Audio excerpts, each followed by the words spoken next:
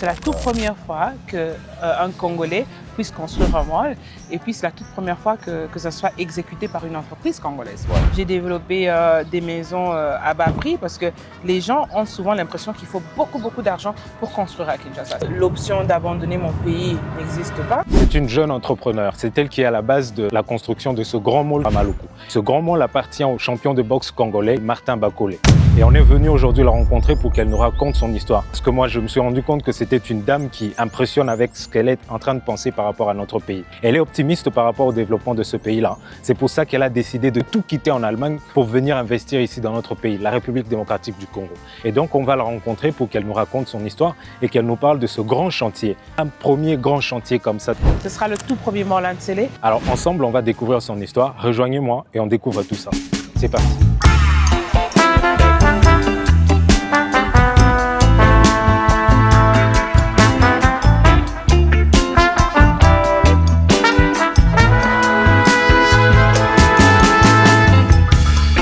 Alors, bienvenue chez nous à Daipen. En tout cas, merci. Oh. Ah, ok. Oh mon Dieu. Ah, d'accord. Mes amis, bien. Vous allez bien? Oui. Ok, vous êtes fait des amis ici. Oui, c'est ça, mes meilleures copines. Okay. Super. Ah, alors là où on va, c'est pas très loin d'ici. Non, il a dit que c'est à 3-4 minutes. Je ne sais pas si c'est là. Ok. Bonjour. Combien de camions huissiers? Alors ça, c'est le mall. Ok, ça c'est le mall. J'ai souvent vu ça dans vos vidéos et tout. Oui, c'est le mall de M. Bakole. Nous sommes en train de construire ici. Ouais. Une superficie de 50 sur 50, ouais. Donc 2500 mètres carrés. Okay. Et ça sera sur 4 niveaux. 4 niveaux. On aura plus de 10 000 mètres carrés de surface commerciale. Tout ça, ça appartient aussi à M. Bakole. Ici, il aura son parking privé. Okay. Parce que dans son mall, il aura aussi son penthouse. Il aura son bureau officiel, le headquarters de MB, sa marque. Et il aura aussi son penthouse. Donc, il va habiter aussi dans ce mall. Ok. Donc ici, nous avons 2 boutiques. Donc une boutique qu'on pourra accéder par ce côté ici, l'autre boutique par l'autre côté, pareil qu'ici.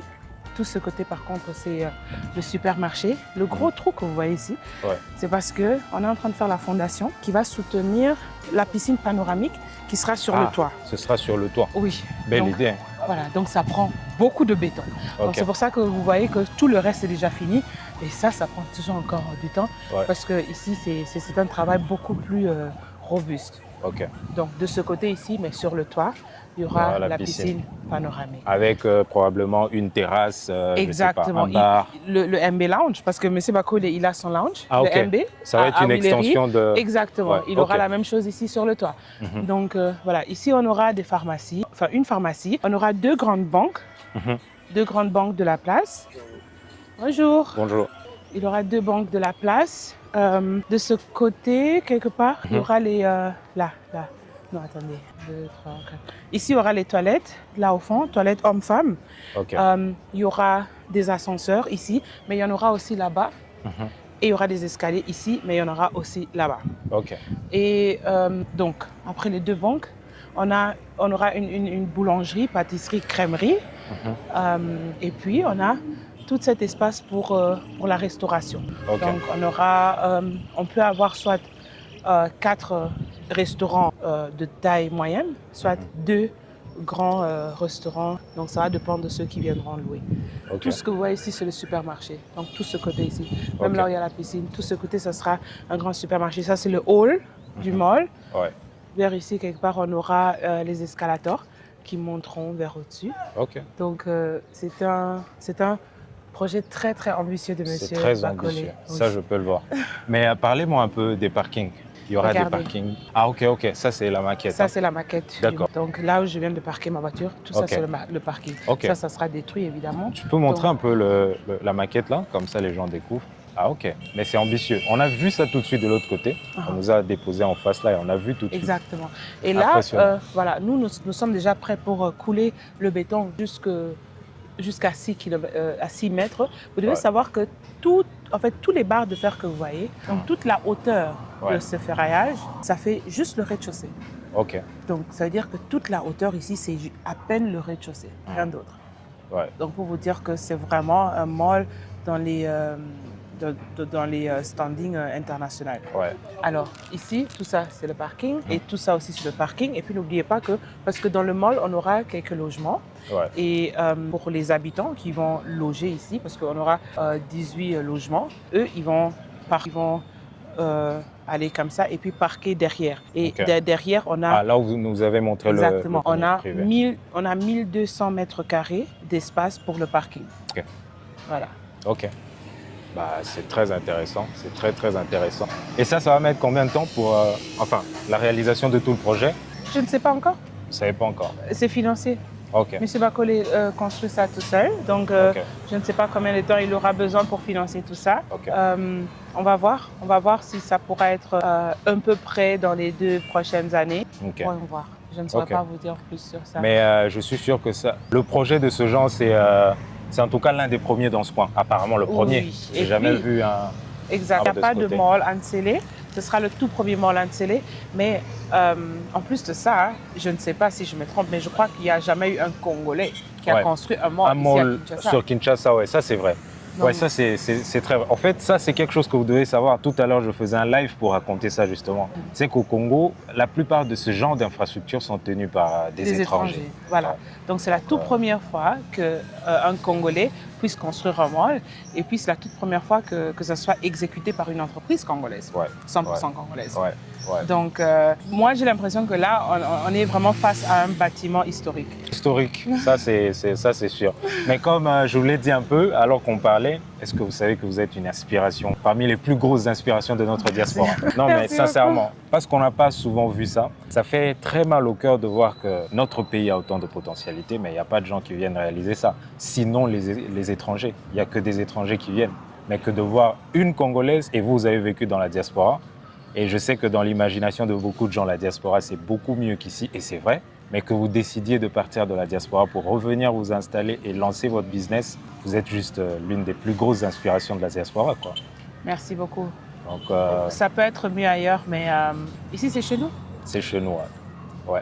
Mais qu'est-ce qui vous pousse à décider de revenir, en fait? Je sais que c'est ce que vous dites un peu, mais l'idée est partie d'où, en fait? Parce qu'apparemment, vous étiez dans un confort. En Allemagne, c'est l'une des plus grosses économies dans le monde. Mais vous décidez de partir de là pour revenir ici. L'idée part d'où, en fait? Mais pour moi, ça a toujours été très clair dans ma tête. Depuis toute petite, vous devez savoir que moi, je suis née à Matadi. Okay. Le 18 janvier 1991, donc j'ai 34 ans maintenant. Okay. Mes parents m'ont amené bébé en Allemagne, donc j'ai vraiment, quand je dis dans mes lives que j'ai passé toute ma vie en Allemagne, c'est la vérité. Okay. Donc j'ai vraiment passé toute ma vie parce qu'on m'a emmené bébé en Allemagne. Je suis allemande de nationalité, je parle mieux allemand que français. Et depuis toujours, mes parents m'ont inculqué cet amour pour mon pays. Ouais. Donc, depuis toute petite, pour moi, c'était clair que je n'allais pas passer ma vie en Allemagne. Pour moi, ça a toujours été clair que quand je grandirais, que j'irais vivre au Congo. Donc, c'était toujours très clair. Alors, quand j'ai commencé à me préparer pour mon retour au Congo, je me disais qu'il me fallait d'abord un logement. Parce que les logements à Kinshasa sont très chers.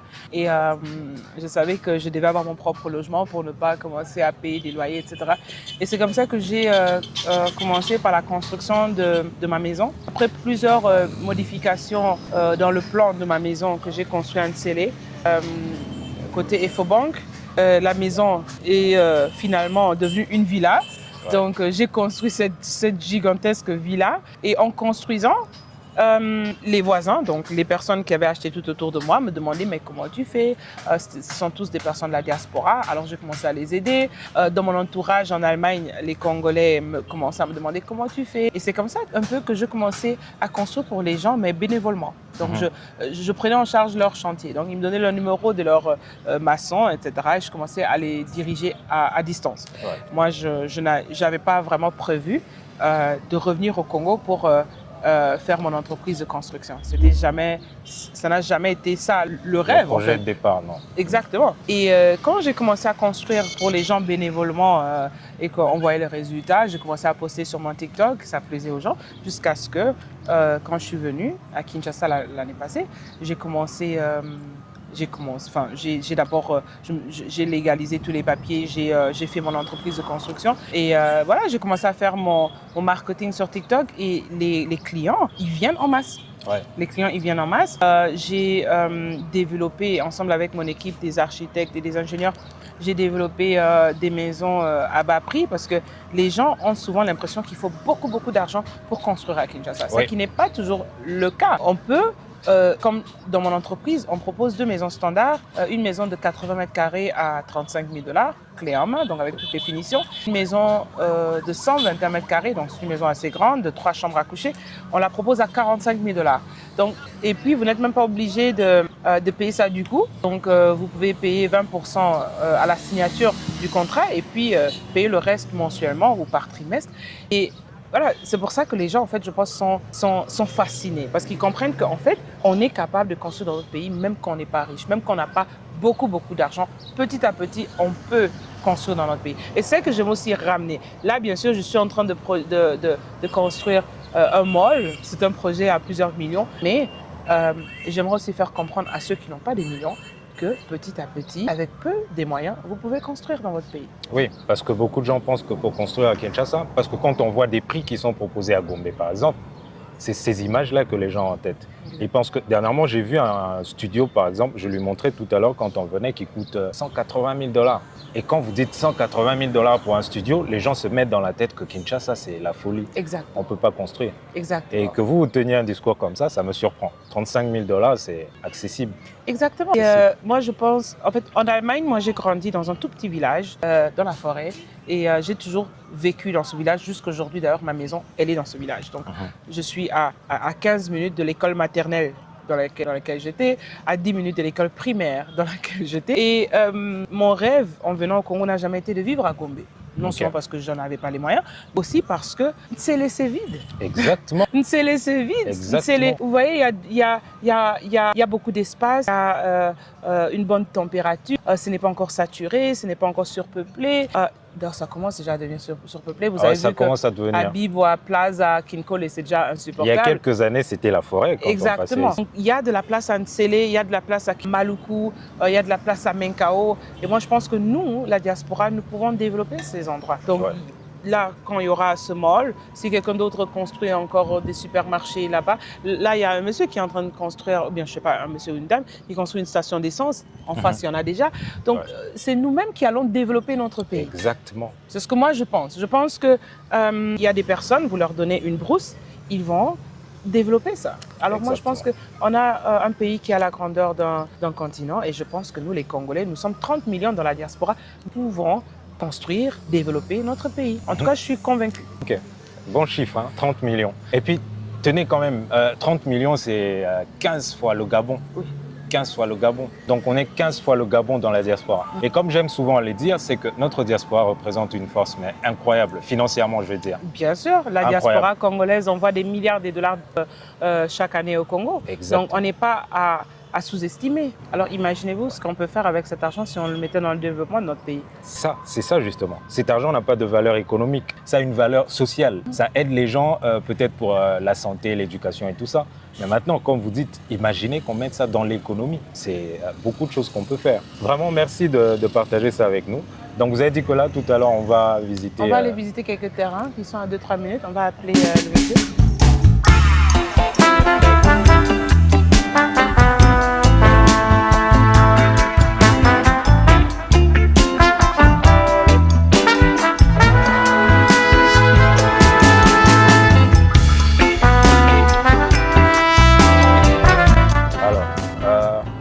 Les gens disent souvent que c'est difficile d'investir au Congo, qu'il y a beaucoup de difficultés, qu'on peut vous rouler. Vous n'avez pas eu peur de tout ça pour décider d'investir ici? Je n'ai pas eu peur de tout ça, mais moi aussi on m'a escroqué.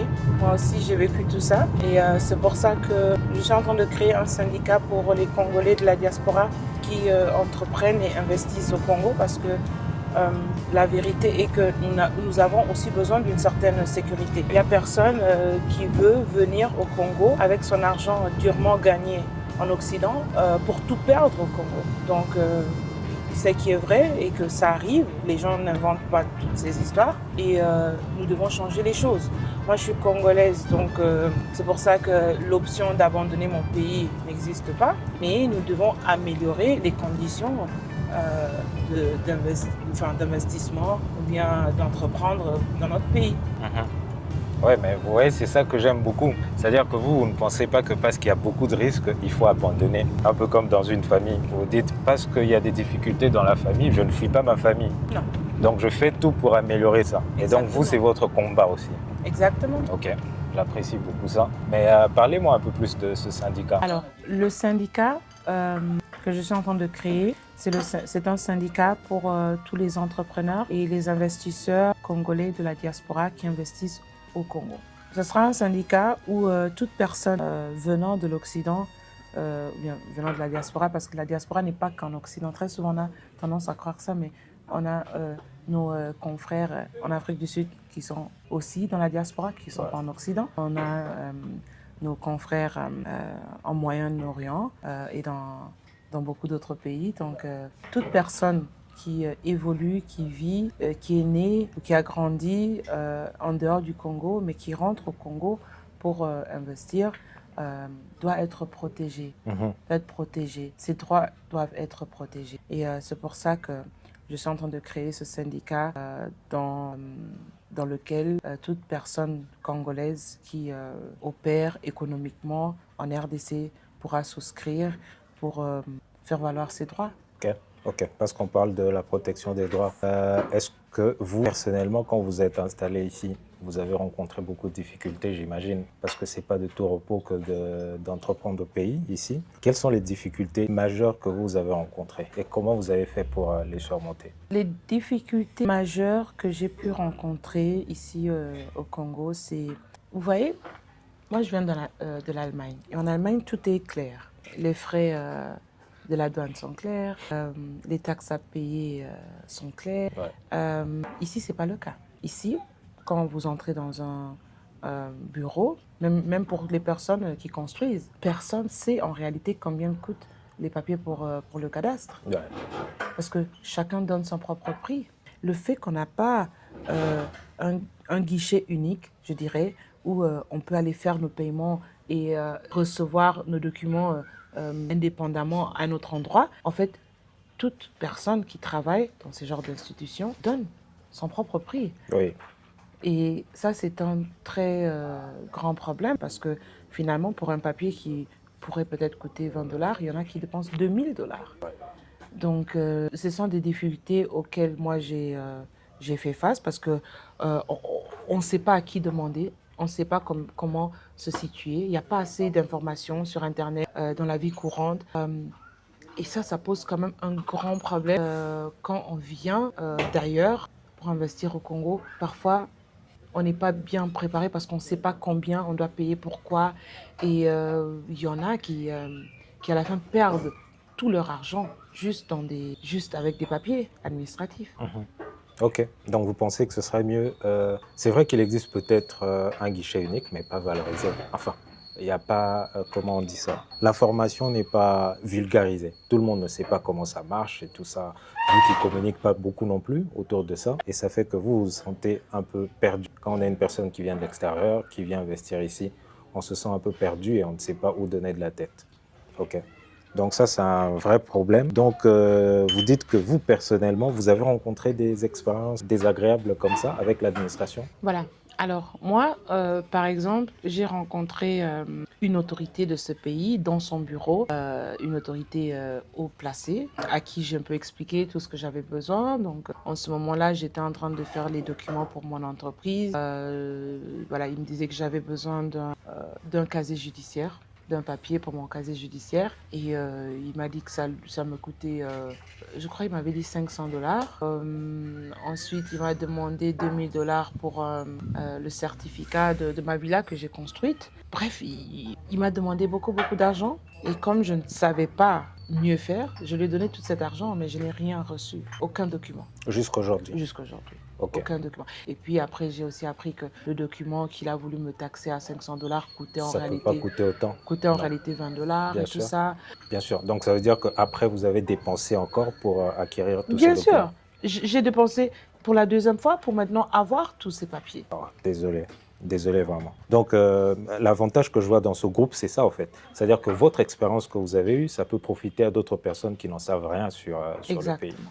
Ok, très belle idée. Mais vous, lorsqu'on vous parle du Congo, en fait, qu'est-ce qui vient dans votre esprit? Parce qu'apparemment, vous êtes très passionné par ça. Congo, qu'est-ce que vous pensez tout de suite quand on dit Congo?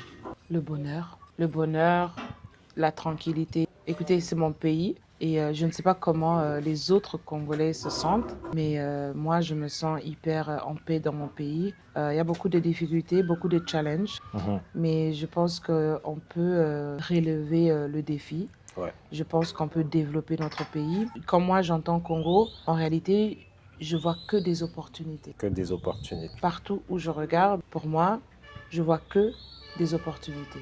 Ok. Et si vous en aviez le pouvoir aujourd'hui et que vous deviez changer juste une chose au Congo, qu'est-ce que vous changeriez? La mentalité. La mentalité. Ok, dites en nous un peu plus. Qu'est-ce que vous entendez? Les Congolais ne connaissent pas vraiment la valeur de leur pays. Quand on est en Occident, on fait des marches à Paris, à Bruxelles, à Londres, à Cologne, à Düsseldorf, à Berlin. On chante libérer le Congo. On essaie de boycotter iPhone parce que les minéraux du iPhone viennent du Congo. Ouais, Mais dans la vie courante, j'ai l'impression que les seules personnes qui ne connaissent pas ou bien qui ne voient pas réellement la valeur du Congo sont les Congolais eux-mêmes. d'accord. J'ai l'impression que les Congolais ne réalisent pas qu'ils sont le peuple élu par Dieu pour vivre dans le pays potentiellement le plus riche au monde. Ouais, Un pays qui a toutes les ressources naturelles qui existent au monde.